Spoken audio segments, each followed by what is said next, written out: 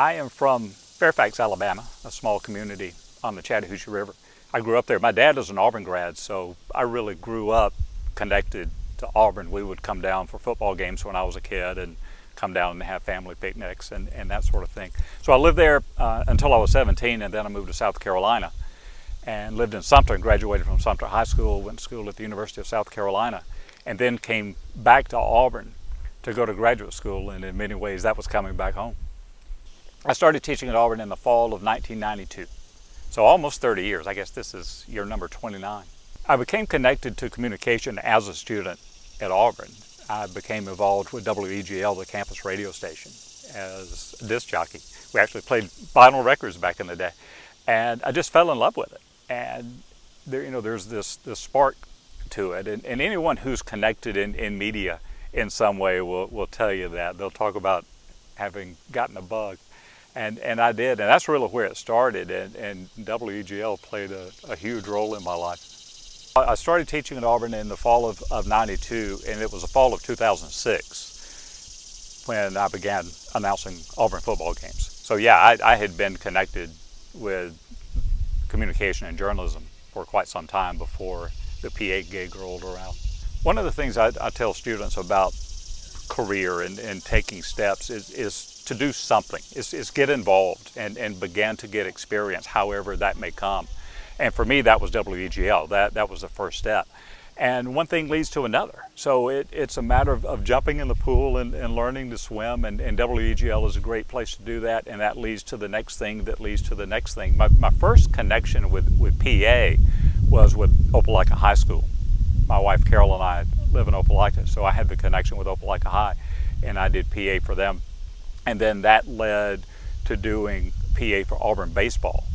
And that was my first connection in that way with Auburn athletics. And people often ask about the football job and about auditioning for that job. And essentially what happened is I auditioned one baseball game at a time for 5 years. And that's what led to the opportunity for football.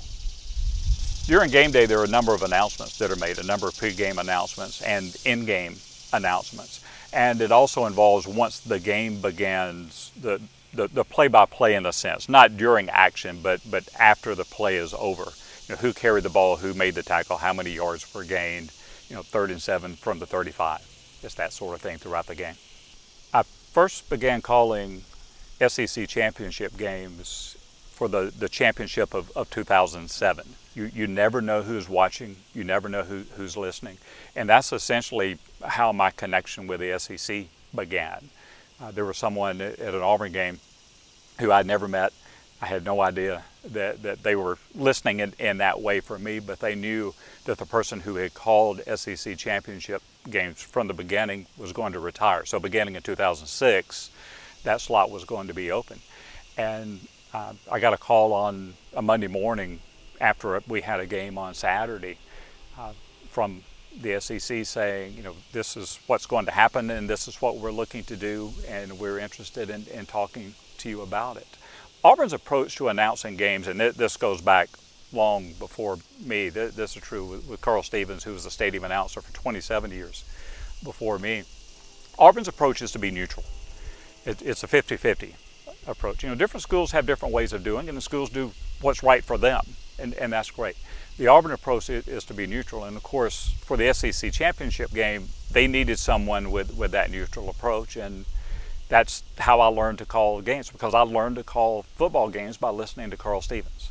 There are so many things I enjoy about being connected with Auburn athletics. I mean, part of it is being part of that game day experience, and being part of that family, and being part of the team.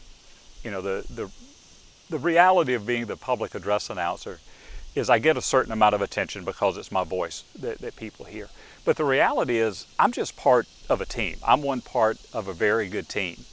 There's Eric Canada, who is my spotter, who is very much my partner in all of this. Jason Harvison is with us. Dan Heck from marketing.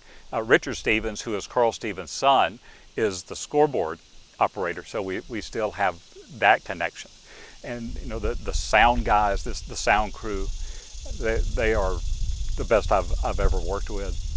There is sports information, all of the marketing department. That list goes on and on and on. Game day operations, there are so many people that are involved, and they're all working together. And it's quite remarkable if you think about what's happening on game day. And the complexity of staging a game, the complexity of media coverage, the complexity of having thousands and thousands of people on campus. Not only the 87,451 people in the stadium, but all of the others who come to tailgate. It's absolutely phenomenal when you think about all that goes into that event and how well Auburn does it. So for me, just being a small part of that is a wonderful opportunity. I've got the best gig in the world. Whenever someone asks about my favorite game, it's almost like saying, name your favorite child. And what I mean by that is that every game is special. Every game is unique in its way. But at the same time, there are some that are more special in a way. The first game, of course, in 2006, the first game I called was against Washington State. So that will always be special. The first Auburn-Alabama game I called was the next year. That was 2017 when Alabama was here and Auburn won that game. So calling my first Alabama game was special. Everything about the 2010 season, the national championship season from beginning to end.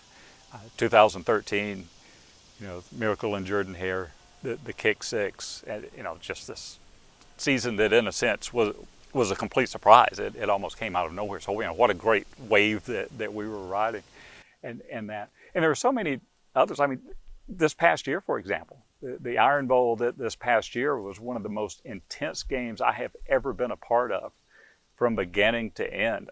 That second quarter, I've never experienced anything like that. So yeah, it's every game, but there are some, and it tends to be, it's the Auburn-Alabama games and the Auburn-Georgia games, or SEC championship games and national championship games. Those always stand out. It's impressive to me how Auburn University attracts students from throughout the country and throughout the world. I mean, we are a state institution, and our primary focus is on the state of Alabama and the great students we have from Alabama. And at the same time, students from throughout the country and like I said, throughout the world who want to be here, who make the effort to come to Auburn and be a part of what we're doing here. And it's so many things. I mean, it's academics. That's number one. It's academics of Auburn University.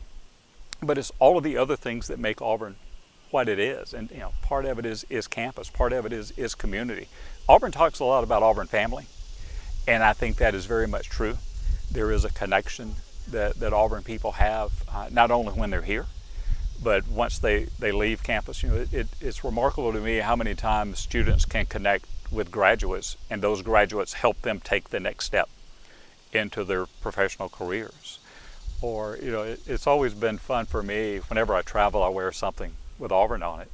And it's great to hear War Eagle when you travel throughout the country or travel throughout the world. And that's why I do it, because, you have this Auburn connection that takes place in that way. And I think that's special.